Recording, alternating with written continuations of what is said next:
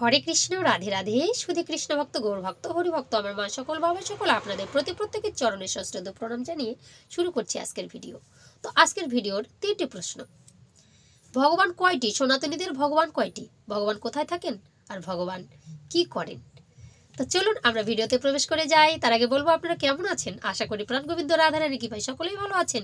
আমিও আপনাদের অনেক অনেক আশীর্বাদ ভালোবাসায় খুব ভালো আছি। তো আজকের বিশ্লেষণ হচ্ছে ভগবান কয়টি, ভগবান কোথায় থাকে, ভগবান করেনটা কি। তো আমরা সনাতনীরা অবিশ্বাস করি, আমরা ভাবি কি ভগবান নেই। যদি ভগবান থাকতো তাহলে কি এত কষ্ট হতো? তো এই যে দামোদর মাসটা গেল, এই দামোদর মাসে কত ব্যক্তিরা ভোরে ভোরে ওই শীতের সময় উঠে কুয়াশার মধ্যে কীর্তন করেছে, তাই না? যদি ভগবান না থাকতো, ভগবানের পরশ যদি না পাতো, ভগবানকে অনুভব যদি না করতে পারতো, তাহলে কি তারা করতো? আপনারা বলুন তো। কত ভাগবত, কত কৃষ্ণ কথা, কত হরি কথা, কত মহাপ্রভুর ভোগ, কত কি গিরিধারীর ভোগ আরতি। এইবার সব থেকে সর্বশ্রেষ্ঠ হচ্ছে প্রদীপ দান। এই প্রদীপ দান, এই সেবার মাসটা চলে গেল। কত মায়া মায়া লাগছিল না? সবাই একত্রিত হয়ে কত দল বল বেঁধে, যতই কিছু কষ্ট হোক না কেন, ভোর হলেই শঙ্করধ্বনি, উলুধ্বনি চারিদিকে মেতে উঠতো। তো কেন? ভগবান আছেন, আমরা অনুভব করতে পারি না। জানেন, আমরা মানুষ, আমরা নিজের ভালোটা বুঝি না, কিন্তু পশু পাখি কীটপতঙ্গরা বোঝেন। আপনারা কি একটা গল্প শুনেছিলেন যে একজন ইঁদুর ভগবানের দর্শন পেয়েছিলেন? কি করে?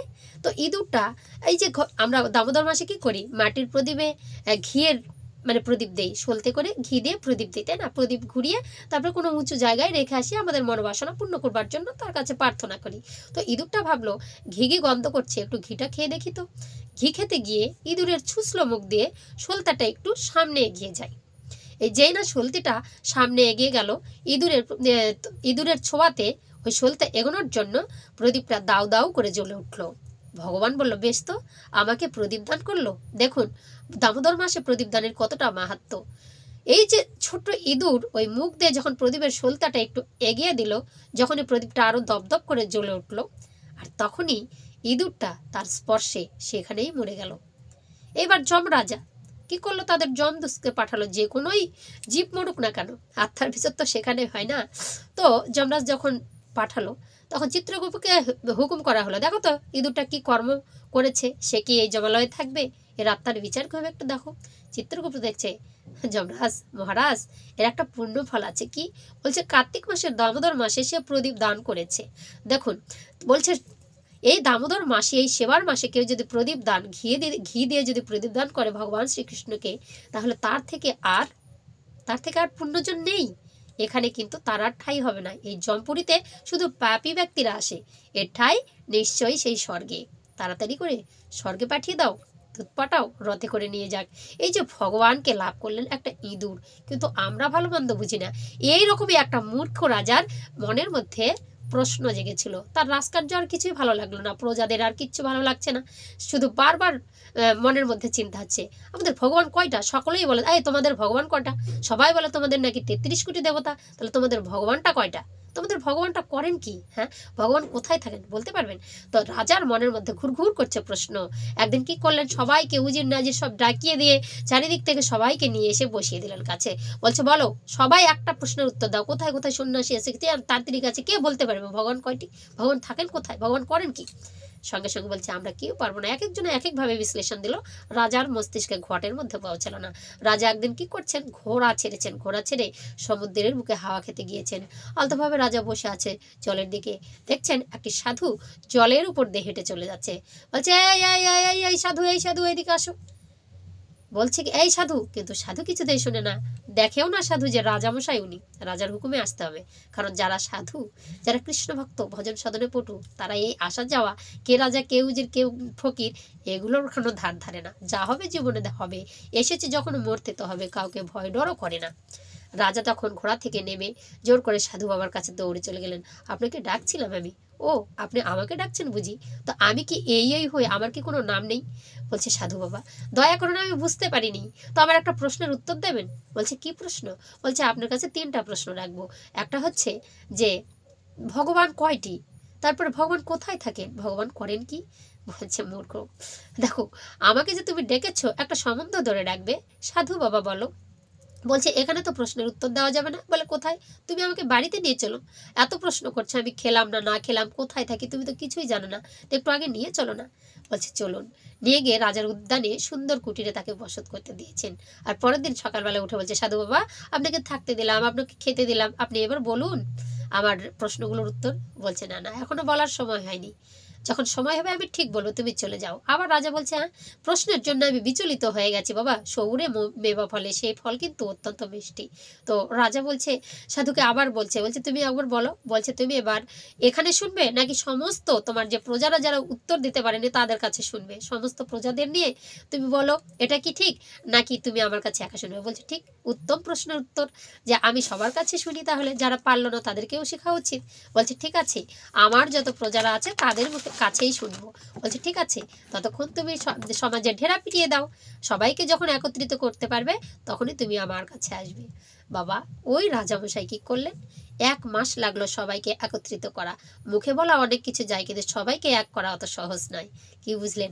তো সবাইকে যখন একত্রিত করলো এবার সাধুবাবুকে ডাকবার জন্য, সন্ন্যাসীকে ডাকবার জন্য ও যে নিজের পাঠিয়ে দেওয়া হলো। সন্ন্যাসী বাড়িতে এলেন, এসে সঙ্গে সঙ্গে মাটিতে বসে পড়েছেন। আর রাজামশাই সিংহাসন থেকে বলছে সাধু বাবা আমার প্রথম প্রশ্নের উত্তরটা দিন। বলছে কি?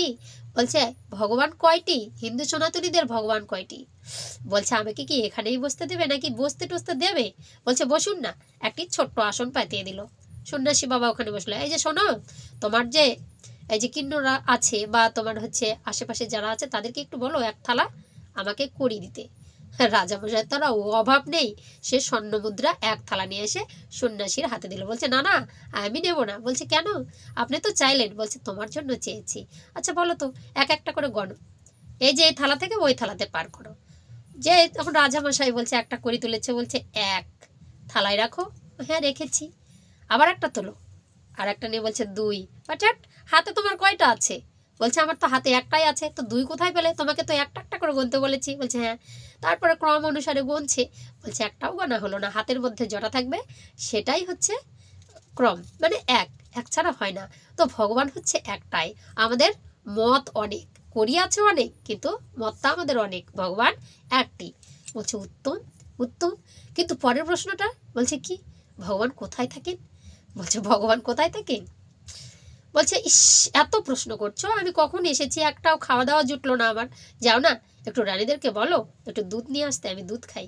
সঙ্গে সঙ্গে 1 গ্লাস দুধ এনে সন্ন্যাসীর হাতে তুলে দেওয়া হলো। সন্ন্যাসী দুধটাকে হাতের মধ্যে নিয়ে আঙুল ডুবিয়ে ঘোরাতে থাকলো, ঘোরাচ্ছে ঘোরাচ্ছে ঘোরাচ্ছে।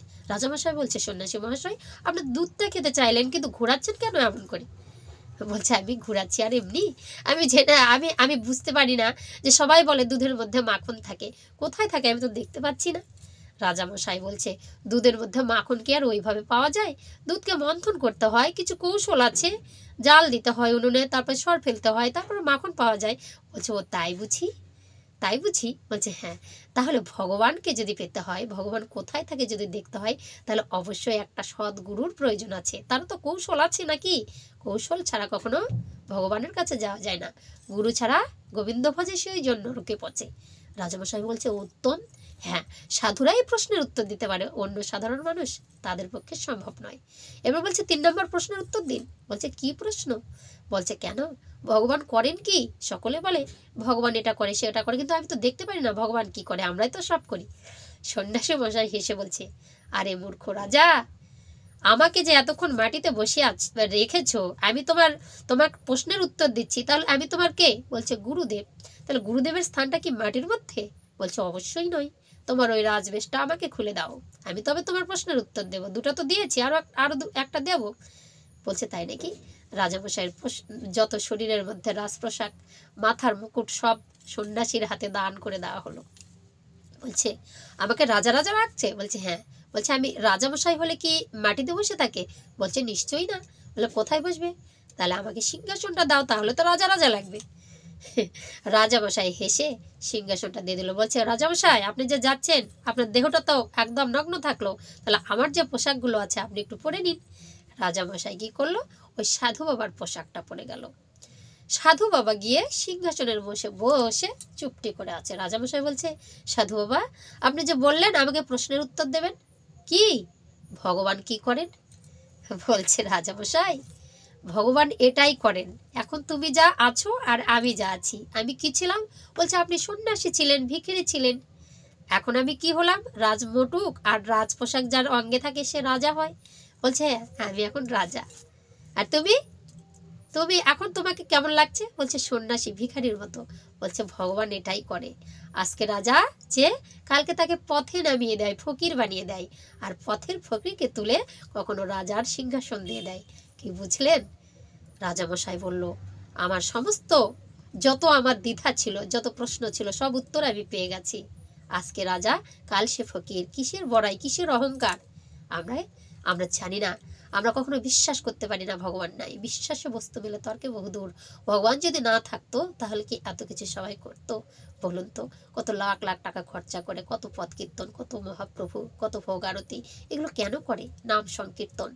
যেখানেই নাম সংকীর্তন সেখানে সাধুগুরুর আগমন, আর সেখানেই নবমধুর বৃন্দাবন, সেখানেই ভগবান আসে। ওই নামেই ভগবান, নামে ভগবান, নামেই আসে, নামের মাঝেই ভগবান আছে। নামের মধ্যে চিন্তা ভাবনা করলে ভগবানকে লাভ করা যায়। আর টাকার চিন্তায় কখনো টাকা আসে না, কর্ম করলে টাকা উপার্জন করা যায়। হরে কৃষ্ণ।